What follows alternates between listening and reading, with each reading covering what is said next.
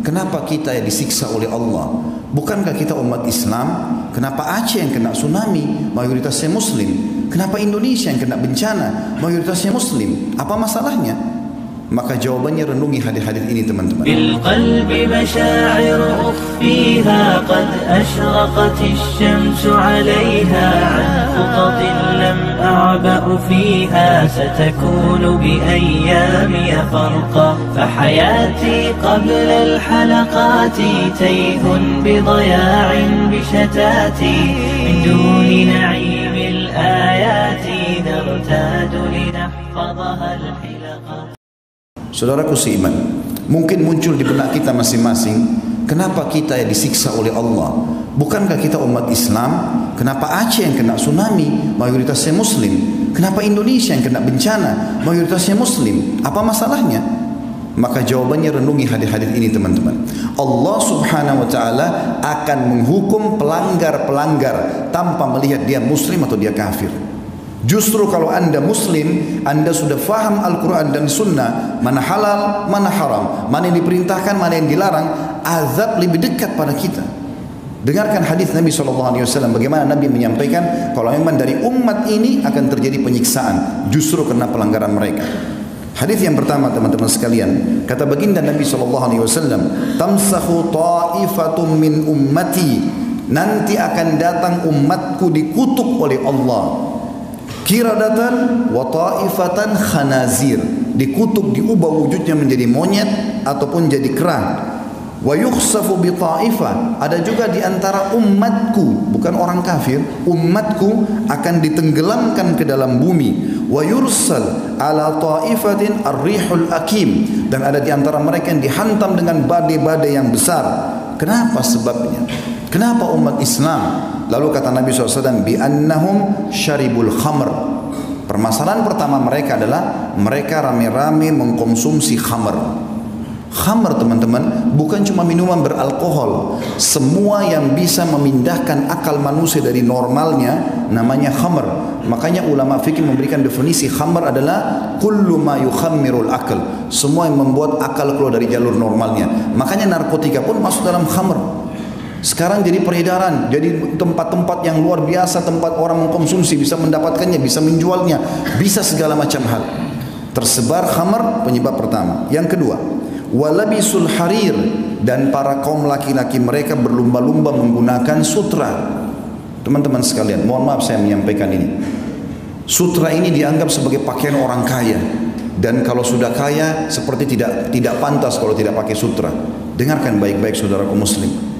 Nabi SAW pernah mengangkat benda di tangan kanannya, tepatnya emas.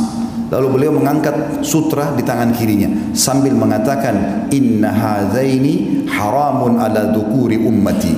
Dua benda ini haram bagi laki-laki umatku. Teman-teman sekalian, larangan Nabi SAW jelas. Bahkan kata Nabi SAW, man labisal harira fid dunya lam yalbashu fil akhirah. Siapa di antara kaum laki-laki umatku menggunakan sutra di dunia, dia tidak akan pakai sutra nanti di surga. Pakaian orang di surga adalah sutra. Ini ancaman yang kedua. Yang ketiga teman-teman, wattakhadul kiyan, dan kemudian mereka sibuk mengurus para penyanyi-penyanyi. Bisa berarti kian penyanyi laki-laki atau kayinat penyanyi-penyanyi perempuan yang sengaja menyebarkan lagu-lagu cinta, pemaksiatan, mengajak pada dosa. Itu yang ketiga.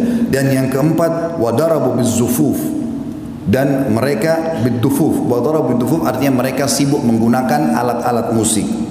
Di dalam hadis yang lain yang mirip serupa dengan ini kata Nabi SAW, ini hadis yang kedua, yakunu fi ummati khasfun wa maskhun wa qadhf. Nanti di umatku ini akan tersebar luas, ada kutukan, ada tenggelam ke bumi, dan ada penghancuran dengan badai. Qalat Aisyah radhiyallahu anha, wa hum yaquluna la ilaha illallah. Wahai Rasulullah, istri Nabi bertanya Ummu Aisyah radhiyallahu anha, wahai Rasulullah, apakah mereka kena semua itu? Bencana, gempa, longsor, badai air sekarang ya, seperti tsunami. Apakah mereka kena sementara mereka mengucapkan la ilaha illallah? Faqala sallallahu alaihi wasallam, maka Nabi SAW menjawab, idza dhaharal kayyinat, kalau sudah tersebar di tengah-tengah umatku ini kayyinat. Apa itu kayyinat? Ibnu Hajar berkata, al-mughanniyat, para wanita yang terbuka auratnya lalu menyanyi di depan para laki-laki. Lalu kata Nabi SAW, wa dhahara zina, tersebar zina. Dan zina ini teman-teman, Allah bilang dalam ayat yang lain, wala taqrabuz zina, jangan dekatin zina. Dan zina sekarang diubah namanya. Sekarang kita namakan hiburan. Orang ke diskotik, gelap-gelap, maka khamar sangat dekat dengan itu, dan khamar sangat dekat dengan perzinahan. Lalu dibahasakan dengan hiburan. Di sini sudah disebutkan oleh Nabi SAW 1400 tahun yang lalu penyebabnya. Kemudian selanjutnya dikatakan wasyuribatil khamr, dan diminumlah khamr-khamr, walubisal harir, dan kemudian dipakailah sutra-sutra. Kata Nabi SAW, kana dzak inda dzak. Kalau itu terjadi, pasti terjadi juga pada umatku. Yang ketiga teman-teman, kata Nabi SAW, idza amilat ummati 15 khaslah, kalau umatku sudah melakukan 15 perkara, halla bihim al-bala, pasti nanti akan merata bala atau cobaan dan bencana pada mereka. Qila ya Rasulullah, wa ma hunna? Para sahabat mengatakan, ya utusan Allah, apa 15 perkara itu? Kata Nabi SAW, idza kana al-magnama dula. Kasus pertama itu adalah kalau pendapatan negara sudah disalahgunakan. Yang kedua, wal amanatu magnama, dan kalau amanah sudah dijadikan sebagai sumber pendapatan, sudah hilang di benak seorang muslim bagaimana dia bersiap sosial, bagaimana dia membantu saudaranya muslim dengan mengejar pahala, tapi semuanya harus ada pendapatan. Tidak ada namanya membantu dengan cara sosial. Amanah sudah dijadikan sebagai pendapatan. Selanjutnya waz zakatu magrama, zakat dijadikan sebagai sumber hutang. Jadi akhirnya zakat yang dia diberikan kepada orang-orang tertentu malah dijadikan utang oleh orang-orang kaya. Selanjutnya wa ata'ar rajulu zaujatah, dan suami-suami sudah mulai tunduk dengan para istri-istri mereka, walaupun itu haram tetap dia patuhi istrinya sementara Allah mengharamkannya. Wa akka ummah, sampai pada tingkat dia durhaka dengan ibunya. Wa barra sadiqahu, dan juga pada saat itu terjadilah orang-orang sangat setia dengan teman-temannya atau sahabatnya. Wa jafa abah, dan dia cuekin ayahnya. Wartafa'atil aswat fil masajid, mulailah masjid digunakan untuk mengangkat suara-suara selain ibadah kepada Allah. Wa kana zaimul qaum ardhaluhum, juga masuk dalamnya adalah kalau satu kaum sudah dipimpin oleh orang yang terbodoh di antara mereka.